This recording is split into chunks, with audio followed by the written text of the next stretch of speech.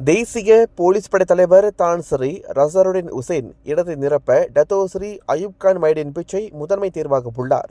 தான் ஸ்ரீ ரசாருடின் உசேன் 2 ஆண்டுகள் தேசிய போலீஸ் படை தலைவர் பதவியிலிருந்து வருகிறார். அவரின் பதவிக்காலம் வரும் இந்த ஜூன் மாதத்துடன் ஒரு நிறைவுக்கு வருகிறது. இதுவரை அவரது ஒப்பந்தம் புதுப்பிக்கப்படுமா அல்லது அவரது இடத்தை அவரது துணைத் தலைவர் டத்தோ ஸ்ரீ அயூப் கான் ஏற்றுக்கொள்வாரா என்பது இன்னும் தெளிவாக தெரியவில்லை. பாரம்பரியமாக போலீஸ் படையில் 2வது இடத்தில் இருக்கும் அயூப் கான் ரசாருடின் விட்டுச் சென்ற காலி இடத்தை நிரப்ப முக்கிய தேர்வாக கருதப்படுகிறார். எப்படி இருந்தாலும் இந்த ஜூன் மாதம் மாட்சிமை தங்கிய மாமன்னர் சுல்தான் இப்ராஹிம் போலீஸ் படை ஆணைய கூட்டத்தின் விளைவாக முன்மொழியப்பட்ட நபர்களை அங்கீகரிக்கும் போது இந்த கேள்விகள் அனைத்திற்கும் பதில் கிடைக்கும். இதனிடையே புக்கிட் அமானில் உள்ள 6 துறை இயக்குநர்கள் இந்த ஆண்டு ஓய்வு பெறும்போது போலீஸ் படை பெரிய அளவிலான தலைமை மாற்றத்தையும் காணும் என எதிர்பார்க்கப்படுகிறது.